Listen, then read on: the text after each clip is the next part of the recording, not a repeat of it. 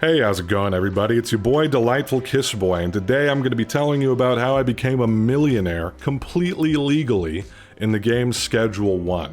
Now, for those who don't know, this is significant because Schedule 1, as the name would suggest, is a game all about dealing drugs to the people around town and making money that way. And I thought to myself, drugs are bad, MK.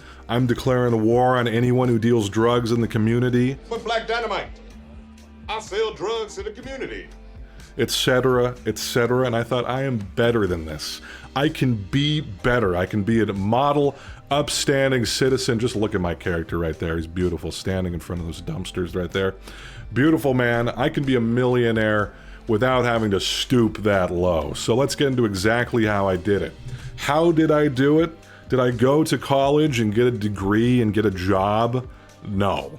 Did I go around picking up trash and throwing it in the for some reason they pay you to pick up trash in this game? Did I make $1 million doing that? Absolutely not. What did I do? Well, I gambled my way to $1 million like any proper American should.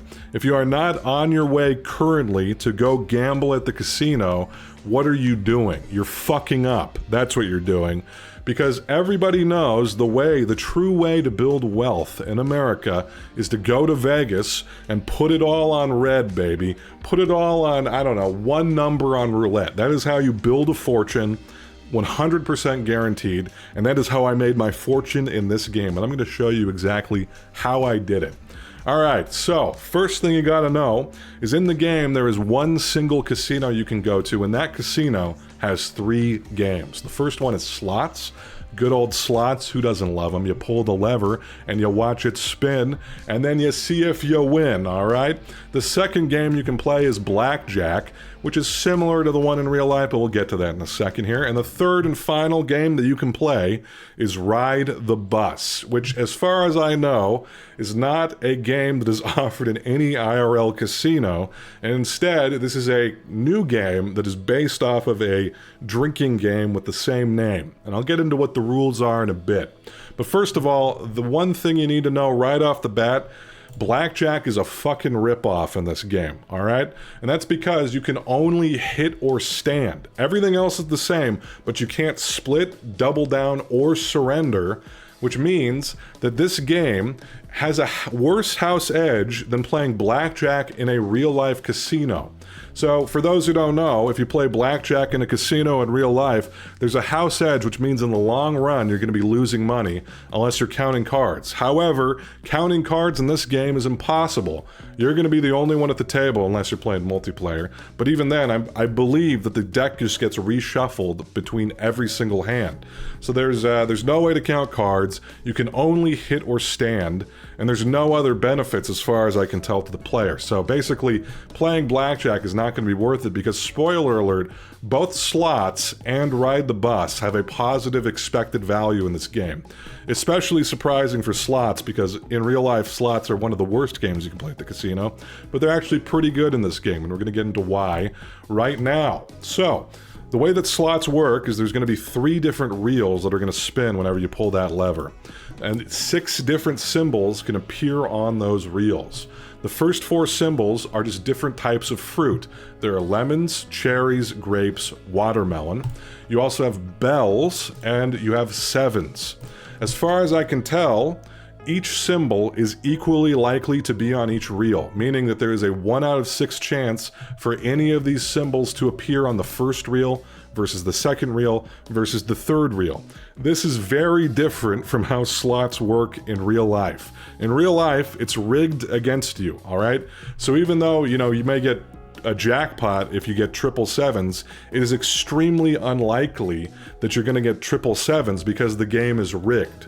It's not equally likely between all of the different symbols to appear on any given reel. But in this game, as far as I can tell, it is. So, with that assumption in mind, what are the payouts and what are the odds? Well, if you get 3 of any fruit, and not 3 of the same fruit, which we'll get into in a sec here, but if you get, like, for example, a cherry, a grape, and a watermelon, or 2 lemons and some cherries, you get 2 times whatever you bet, right? So if I bet $10, I'm going to get $20 back, profiting $10 if I get 3 of any fruit. And this is going to happen about 28% of the time, so roughly a third of the time, a little less than a third of the time, you're going to get 3 of any fruits, and you're going to get back, you're going to profit basically 1 unit. Unit referring to whatever you're betting at the beginning when you pull the lever, all right? So that could be $5, $10, $25, $50, or $100 in the case of slots, okay? You're going to profit 1 unit. All right, if you get 3 of the same fruit, meaning 3 cherries, 3 lemons, 3 grapes, 3 watermelons, you're going to get 10 times whatever you put in. So if I put in $10, I'm going to get back $100, and I'm going to be profiting $90 for that win. This is going to happen about 2% of the time, all right? Now, if you get 3 bells, you're going to get 25 times whatever you put in, and this is going to happen about 0.5% of the time, okay? And finally, if you get 3 sevens, you're going to get 100 times whatever you put in, and this is also going to happen 0.5% of the time, all right? So even though these are equally likely to occur as one another, sevens are going to pay you out 100 times. That's the jackpot. So if you bet $100 and you get 3 sevens, you're going to get back $10,000, essentially profiting $9,900. So that's pretty darn good. Now, if you total all these up, so if I multiply what I'm profiting by the chance that I get it, and then I subtract out the chances of losing, subtract that out from the equation, the overall expected value of playing slots is that you're going to profit 0.32 units per spin, so the player has an advantage when they're playing slots. That's pretty fucking good. That means that if you're betting $100, on average, you're going to profit $32 every single time that you play slots in this game. So that's pretty huge. You don't even have to do any thinking. You just go up to the slots and you start printing money, assuming that you have a sufficient bankroll to start out with, all right? Now, let's talk about riding the bus, okay? As I spoiled earlier, Ride the Bus is also a positive expected value game, but is it better than slots? Let's get into it. First of all, this is just based on a drinking game, okay? In the drinking game, you have to keep drinking until you quote-unquote get off the bus, okay? But in this case, you're just gambling, all right? So basically, the more stages of riding the bus that you complete, the more money you're going to make, okay? So there are 4 stages that you have to pass. The first stage is that a card is going to be dealt face down in front of you, and you're just going to guess what the color of the card is, so either red or black. So it's just a 50-50. And if you get that right, you're going to get 2 times whatever you bet, okay? The second stage, if you pass the first stage, then you go to the second stage. And you're going to call if the next card is higher or lower than the previous card, so the one that was revealed in the first stage. So for example, if a 2 was the first card and you guess higher, then you're going to win probably because most cards are higher than a 2.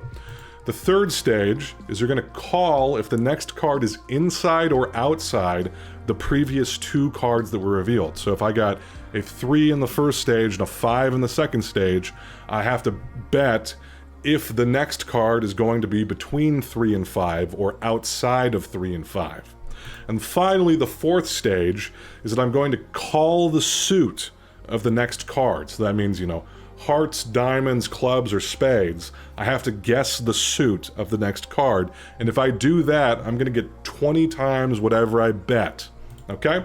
And here's the thing, though, is that you can forfeit between any of these individual stages, and you're going to pocket what you've won up to that point. So, for example, if I get to the second stage and I tap out, I'm going to get 3 times whatever I bet. Okay?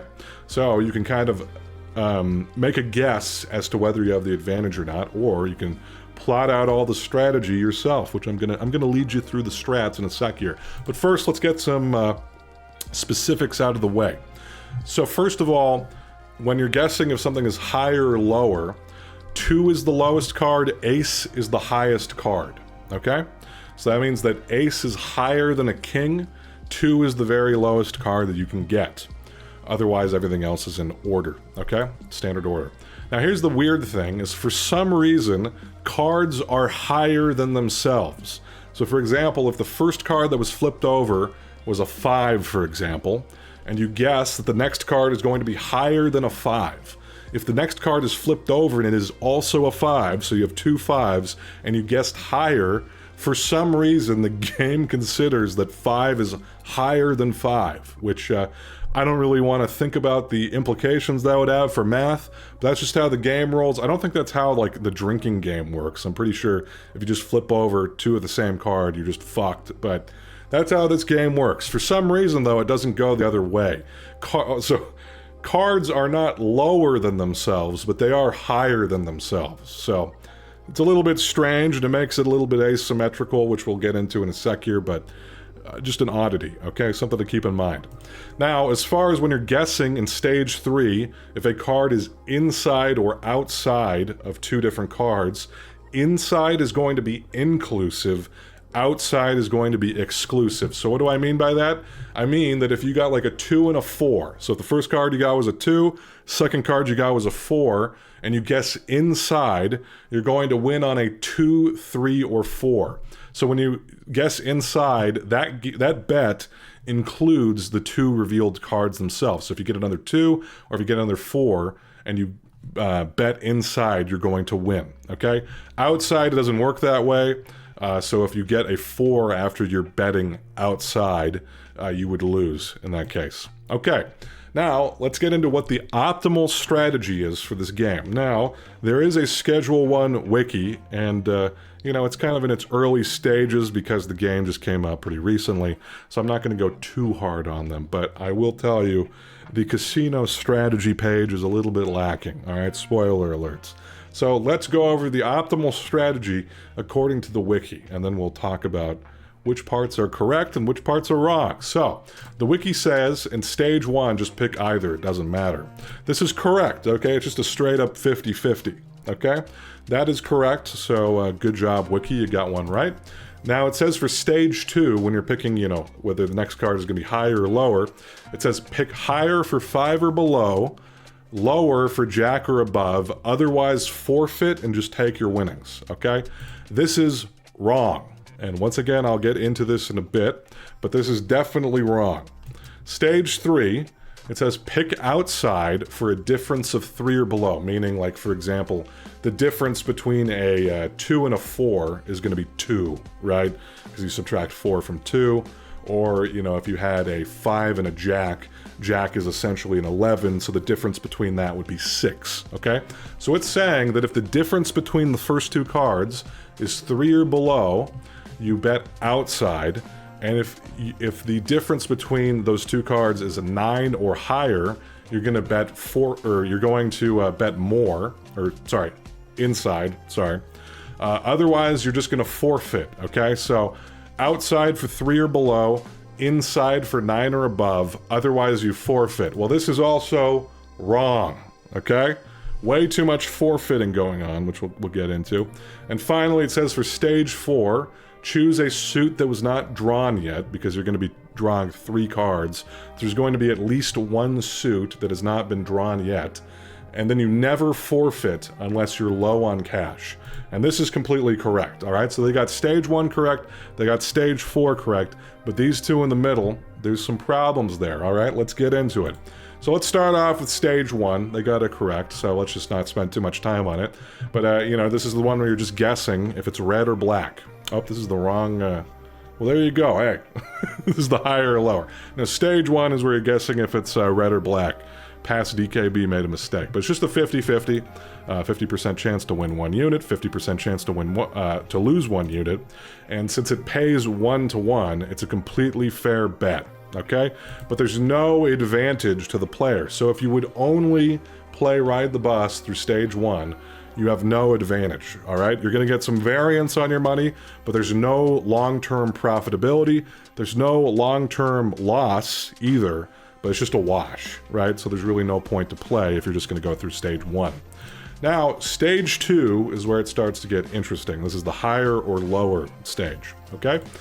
The chances of winning this stage depend on what you got for the first card. So you can see here, I have a little spreadsheet over here, and you're going to see that if you bet higher, you know, you're going to have a certain percent chance of winning, and if you bet lower, you're going to have a different percent chance of winning, but it depends on what the first card is. So, in the case that you get a 2, because 2 is higher than 2 for some reason in this game, you have a 100% chance to win if you guess higher, if you bet higher, okay? All the way down, you know, through ace, where ace, if you bet lower, you have a 94% chance of winning because ace is not lower than ace. It's kind of strange. As I said, it's a little bit asymmetrical because of that weird little caveat. But let's assume that we never go past stage 2. So let's say that we just only bet on the 50-50 in stage 1. We get to stage 2 and we either, you know, bet higher or we forfeit, and we just forfeit immediately in stage 3. We don't go any further. Well, in that case, you're going to want to bet higher on 2 through 6. You're going to want to forfeit 7 through 10, and you're going to want to bet lower jack through ace. Now, as I said earlier, the wiki, I believe, said to forfeit on 6s.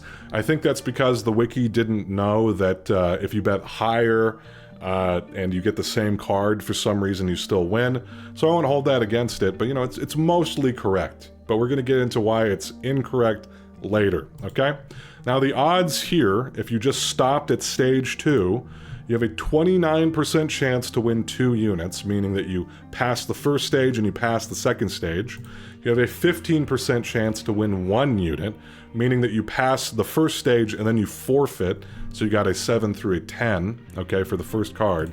And you have a 56% chance to lose 1 unit, okay? So our odds of winning have gone down from 50-50 to a 44-56 split, but 29% of the time we're going to be winning 2 units instead. So overall, we are in the positive EV range now. So if you go through stage 2, all of a sudden, the player is now profiting, and we're profiting on average 0.17 units per play. Well, this is still pretty weak compared to slots, which had like 0.32, I think, per spin. But let's go to stage 3 and see if the stage 3 can't help us out a bit. Now, stage 3 is, as I said earlier, you're guessing inside or outside.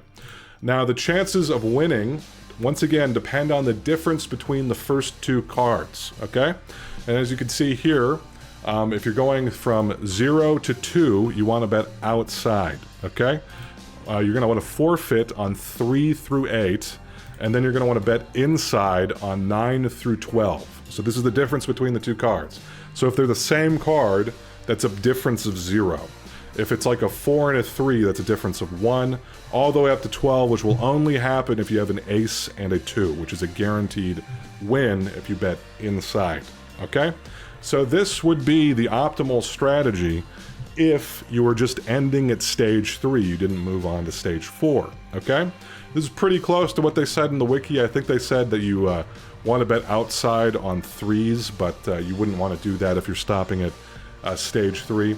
So the odds here are now an 11% chance to win 3 units, a 16% chance to win 2 units, and a 15% chance to win 1 unit, with a 58% chance to lose 1 unit.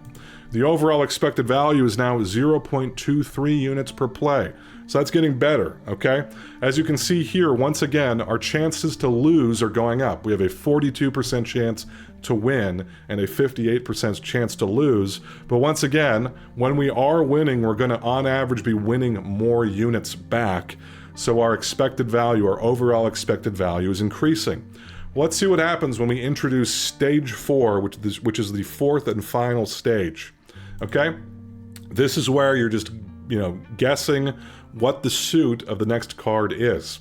And you have a 27% chance to win if you guess a suit that we haven't seen. Now, why is that? Because you may think, well, it's just a 25% chance because there's 4 different suits. It's going to be one of them.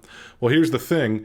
As you're removing cards from the deck, they aren't getting replaced in the deck. So if I pull out 2 hearts, then it's 2/13 less likely that we're going to get a heart on the next card that we pull.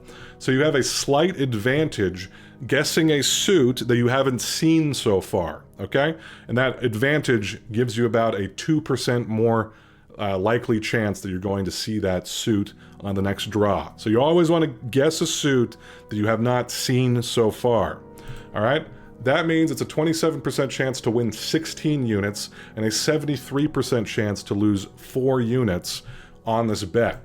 The EV of this bet alone is 1.31, which is really, really good. If we could just take this bet over and over and over again, we would be very happy. But here's the thing, you only get to this bet if you pass all the other stages. And this is where the wiki makes its biggest mistake, is it's not factoring in the fact that you unlock essentially future bets as you progress further through the stages. It's such a good bet that we actually have to change our strategy in the earlier 2 stages to maximize our odds of being able to get to stage 4 and get our best bet, right? Where we're profiting 1.31 units per bet on average, okay? So now what we want to be doing, if you look over here, is we only want to forfeit on 9s in stage 2. That means that you're going to bet higher from 2 to 8, you're going to forfeit on 9s, and you're going to bet lower 10 through ace. Once again, it's asymmetrical because 8 is higher than 8 for some reason, but there you go. Now, we also only want to be forfeiting on a difference of 5 and 6. You want to be betting outside for 0 through 4, forfeiting on 5 and 6, and then betting inside for 7 through 12. And you always, always, always want to bet on stage 4. You never want to forfeit unless you're low on cash. How low? Well, we'll come back to that. We'll talk about optimal betting amounts. But for now, if you have a sufficient amount of money, you want to be betting stage 4 because it's the best bet out of all of them, okay? The odds now are actually, they're a little interesting though, because, let's see what we got. You have a 6% chance to win 19 units. That means that you pass all the way through. You pass stage 1, stage 2, stage 3, stage 4, and you profit 19 units, okay? You have a 0% chance now to win 3 units. Why is that? Well, it's because we never forfeit on stage 4. If we ever get through stage 3, we're always going to bet on stage 4, which means we have a 0% chance now to win 3 units. We have a 7% chance to win 2 units now, and a 4% chance to win 1 unit. It's because we're only forfeiting on 9s, and that's the only case where we're going to get 1 unit, and we're only forfeiting on a difference of 5 or 6, and that's what's going to happen when we get 2 units, okay? There's an 83% chance now to lose 1 unit. So we have dropped our odds of winning overall by quite a bit. It's because that last bet is very unlikely, well, compared to the other bets, it's very unlikely to hit, and you have to get through all of the stages to get to that final bet. So we're not going to be winning very often, but when we do win, we're winning big, all right? So the overall EV is now 0.45, which is, I think, more than double what it was when we were ending at stage 3. Lower chances to win, but when we win big, baby, all right? So this 4th stage is crucial, okay? What if we followed the wiki's strat, though? Okay, I know I'm being petty, but I want to clown on them a little bit, okay? Because my strategy, it's better. But let's talk about what would happen if we follow the wiki's strat. Well, our odds are now a 3% chance to win 19 units because the wiki strat has you forfeiting a lot more often. So you're less likely to get to that final bet. There's still a 0% chance to win 3 units because the wiki tells you never forfeit on stage 4, which is correct. But now we have a 12% chance to win 2 units because we're forfeiting more in stage 3. So basically just passing stage 2 and then quitting.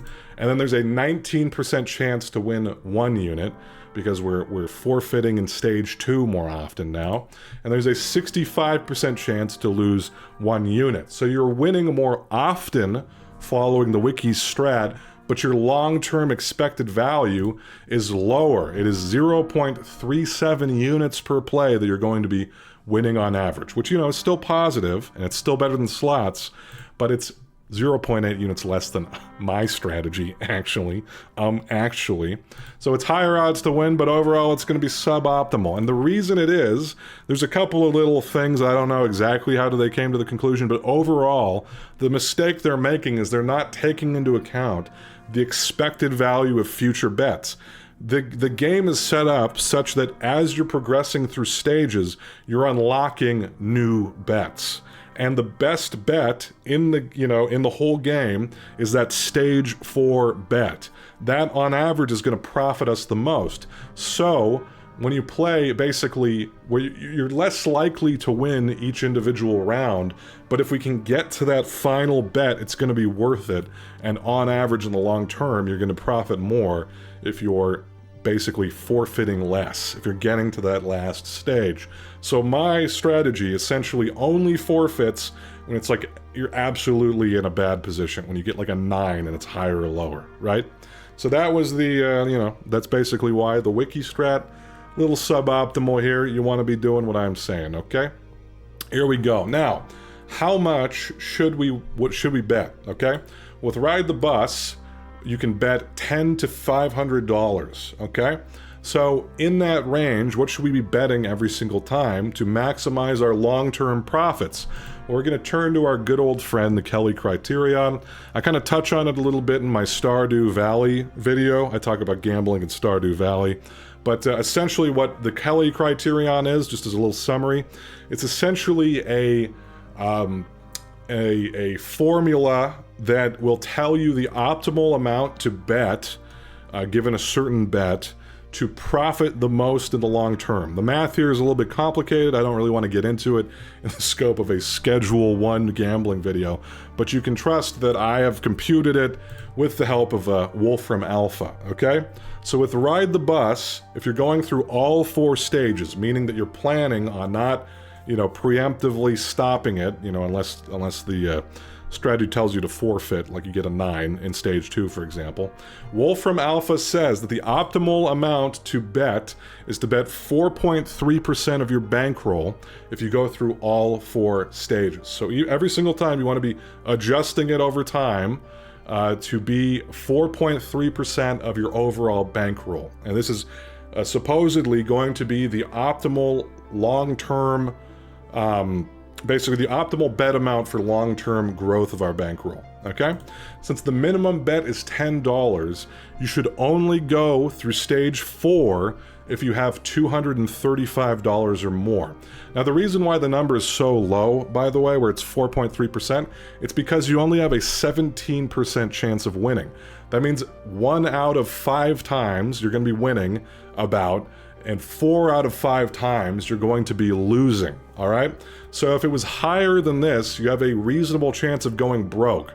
So essentially the Kelly criterion is trying to bet enough that you're profiting pretty rapidly to take advantage of the bet, but not so much that you could go broke, that you have a high chance of going broke, okay? That's the idea behind it. So you should only be going through stage 4 if you have $235 or more. Otherwise, you're going to want to bet 11% of your bankroll and only go through stage 3. So 11% is close enough to 10%. I mean, same thing with 4.3%. Realistically, you could round it up to 5%, so you can just do the mental math a little bit better. But roughly 5% of your bankroll if you're going through all 4 stages, 10% of your bankroll if you're only going to go through stage 3, and you're always going to forfeit before you get to stage 4, okay? If you have less than $90, just bet $10 or go pick up trash. I mean, in this game, going broke isn't really that big of a deal because there's always going to be a way to just, make more money by going outside and throwing trash in a fucking dumpster and getting money immediately. So if you're less than $90, just bet $10 and stop at stage 3 until you get up to $235 or more, okay? And then you're going to want to switch over to going through all 4 stages, okay? Well, all right, Kissboy, put your money where your mouth is, all right? You've done all the math. You said the wiki is suboptimal. Well, go fucking do it then. All right, well, fine. In this instance, I'm pretending like I haven't already done this, but I have. But I'm going to cut to some videos. You're going to see me gambling, riding the bus, and then we're going to come back and look at the results. So have fun watching those, buddy. So, fresh new game, and I'm going to try to do as little as possible. I'm not going to do any crime. These are just plants. I picked these up at Home Depot. Alright, so I got to open my phone up. Let's see. I've heard you're in some trouble. Best not to talk. Go over to the mobile, or on the mobile phone, go to the pay phone. He says, "Goddamn, good to hear your voice, buddy. Looks like our luck finally ran out. The feds have got me locked up while I wait for a trial. Glad to hear you managed to slip out, though. Back before I moved to Serena Flats, I used to live out there in Highland Point. Not the nicest town around, but plenty of opportunity for someone in your line of work. What, gambling? I don't deal drugs, dude. If memory serves, I've got some cash stashed out there. It ain't much, but it'll be enough to get you back on your feet. You can find stash near the town hall fountain, in the canal, and behind the supermarket. Go grab it, head back to the RV, and we'll go from there."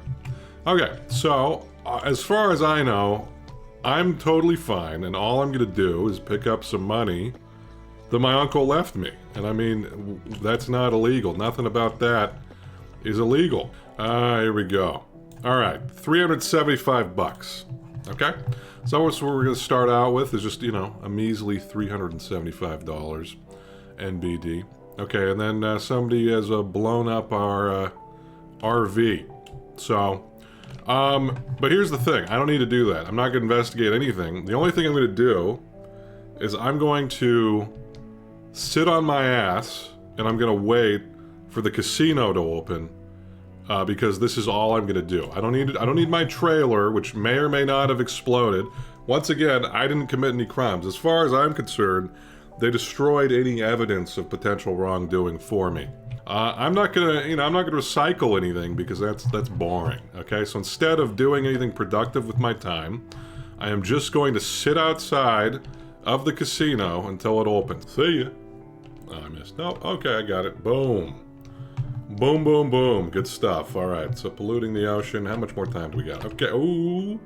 Soon. Let me in. Come on, let me in. Come on. I need to gamble. Come on. You can't keep me out forever.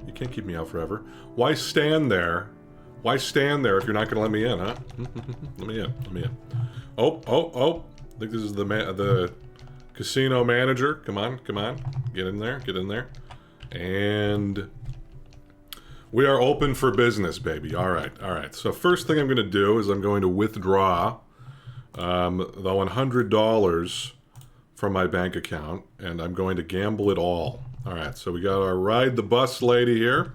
Let me just get my spreadsheet up, and here we go. I'm not going to commentate this entire thing because that would be crazy. It's going to take me ever. But let me tell you, we got a $475 bankroll, so we want to be betting about $20. And we're going to try to go all the way. All right, ready up here. And I'm just going to say red. And we got it correct. All right, 2 is the best number to see initially. And we're going to go higher, obviously. And that's a 10. And then we have an 8 spread. So we're going to go inside that. But we lose. So better luck's next time. So now I'm going to go over here. Just a sec. And we're going to do 455. And now I'm supposed to drop it down to 19 buckaroonies. All right, here we go. Red. All right, we got it. So king. So we're going to go lower, obviously. And we got that correct. All right, so that's a 5-point spread. So we just forfeit on that. We collect some money. So we're up to $493. All right, 21 bucks. 21 bucks. We're readying up here. We're going to go red. And we lose. Anyway, you get the idea. I'm going to continue doing this until I either run out of money or I make a fuckload of money. So I'll cut back to when that's happening, all right? In the meantime, I'm going to watch a bunch of streams because this is probably going to take me a while to get to 100 grand. So, see you in a bit. And it did indeed take quite a long time to do this. I think it was like 2.5 hours or something like that. My God, I can't even remember. I was watching a lot of Germa streams, so it didn't feel that bad. And that's actually how I found out about the game. I saw a video of him playing this game a little bit. But anyway, I'm yapping. So, we started off, we had about 475 bucks, and we start to descend. And then we jump up a little bit, and we descend, and we jump up a little bit, and we descend. And that's kind of the name of the game. And it's because the jackpot, right, when we get all the way through all 4 stages, only happens about 6% of the time. So most of the time you're losing. losing, about 4/5 the time you're losing, and then occasionally you're having some big wins. And so we're kind of cruising along, we're kind of, you know, treading water until about here when I got multiple consecutive wins in a row, which propelled us right on up into the $10,000 range, which I was feeling pretty good about. And I started to descend all the way down to about, I don't know, like $6,000.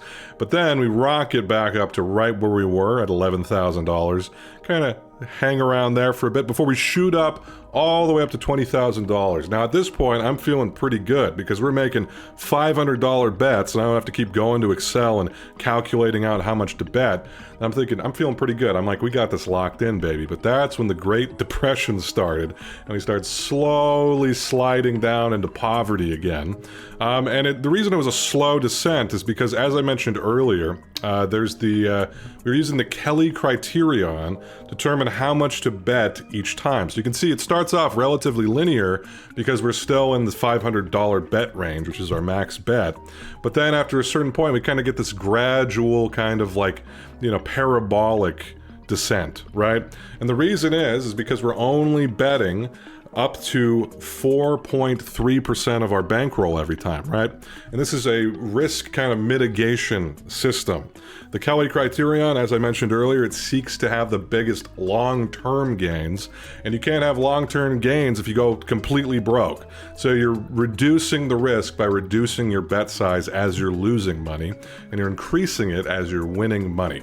Now, just to clarify, the Kelly criterion only applies to positive expected value gains, so do not think that I'm talking about how to gamble, you know, usually, right? Because you just shouldn't gamble usually if you're going to be losing, which happens most of the time. Anyway, so we kind of descend all the way down to basically where we started. I think, this was like $1,000, only like $600 more than we had. But we start to kind of gradually come up again, and then we shoot right back up into the $20,000 range again.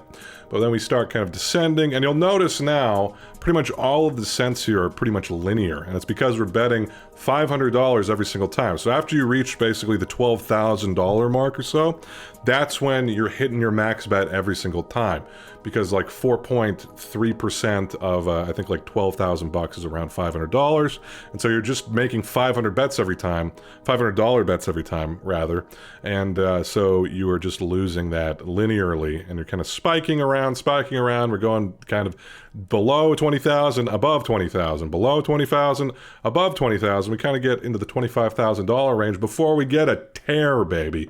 We cannot be stopped. We win, and we ascend the mountain all the way up to about 56,000 buckaroonies, buddy. And then we descend into a chasm again, and then we shoot back up even higher than before. We're a phoenix rising from the ashes. And once we're kind of in this range, we're pretty much locked in. It's really unlikely that we're going to dip down below the $500 bet range. And we're at $62,000, but we sink down to around $40,000 before rocketing back up to $61,000, descend a little bit, rocket up to $80,000. We descend a bit, and we rocket up to about $90,000. And by this point, when I started getting into the range of $100,000, which was my goal for this initial step of riding the bus, because I had, plans for how to get to $1 million, which I'll get to in a bit. That's when I started to switch over to only going to stage 3, because we'd be overshooting the goal if we're just trying to win 10 grand off of all 4 stages. And I'll let past DKB take it away. End is in sight here. The end is in sight. $500. All right, red. And we got 2. Got 2, and then we'll go higher here, higher. Okay, and we got into jack. That right there is, I'm gonna go inside in that. All right, boom. And that should do it, I think. So we keep that. Yeah, there we go. We got 100 grand. 100 grand right here. Before we even checked out our exploded van. So, it's been a fucking long-ass time, but I didn't get an achievement. I might have 100,000 net worth. You're supposed to get the businessman achievement, and I did not get it. So, what gives? Alright, well, do I have to, deposit it in my bank account or something like that? Deposit. Okay, well, let's just go, max. $10,000 is the max. Talk to Uncle Nelson at the payphone. What? Alright, let's answer the phone here. It looks like you've reached your weekly deposit limit. To avoid arousing suspicion. What suspicion, dude? I got this legit. I just gambled. This isn't like... This is all legal. To avoid too much suspicion, you can only deposit so much each week to the ATMs. If you want to convert more cash online to online balance, you're going to need to start laundering. Laundering involves using a legal business to conceal the origin of your less than legal cash. Bro, all of my cash is legal. The only cash that may not have been legal is the shit I got from you, but I'm a self-made man, and I did it all legitimately. I just cleaned the casino out. I rode the bus. This is all above board. First thing, you're gonna want to need a business. Go check out Ray's Realty. You're probably not gonna be buying out of the casino. Dude, I just cleaned them out, buddy. They're worthless now. I took all their money.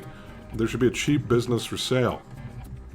What the fuck? Okay, so I have a quest to purchase a business at Ray's Realty before I've even investigated my van exploding. So that's pretty funny. I haven't even gotten my motel yet, but we're gonna call it there.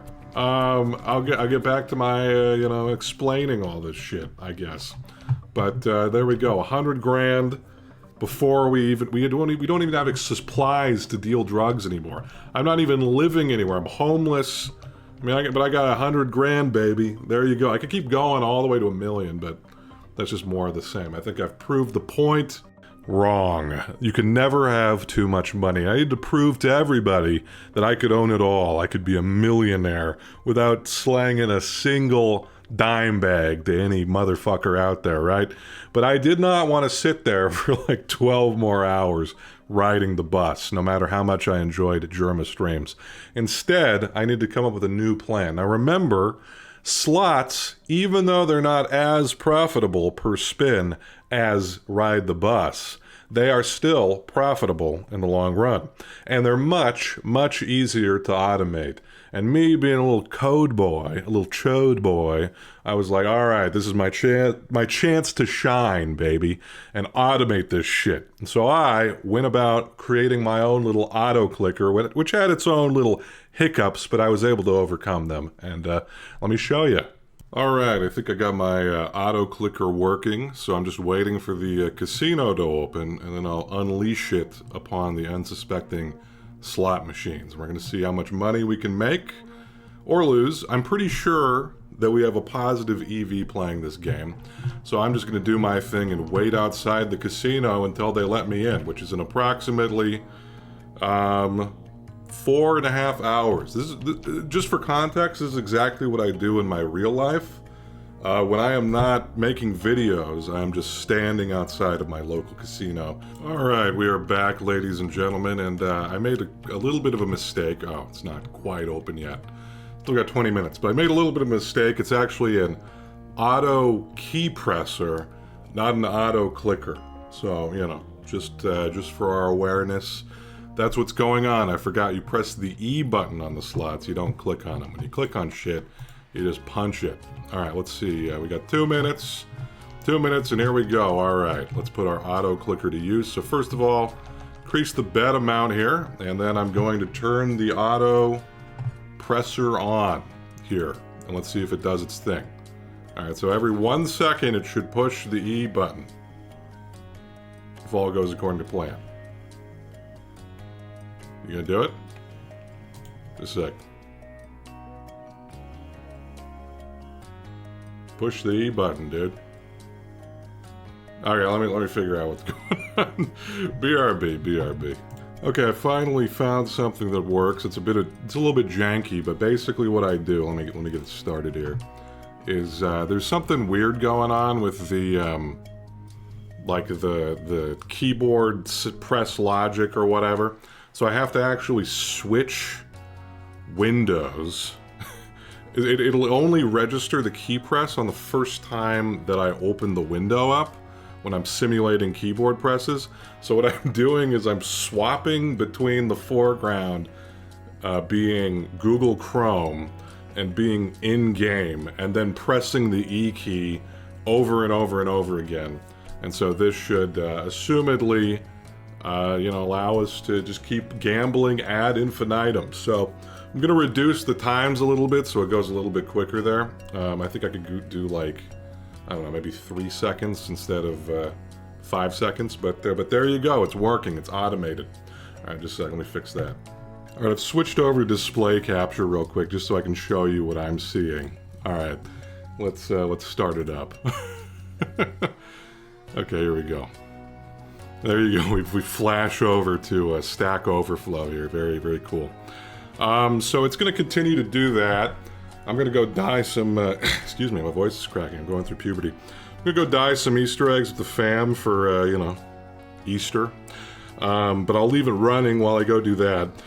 But I get 1 spin every 4 seconds. So that means, believe it was like 0.31 expected value per spin for each unit bet. So if we're betting $100 each time, we should profit $31 on average per spin. Should take about 32 hours to get to $1 million, which is about a day and a third.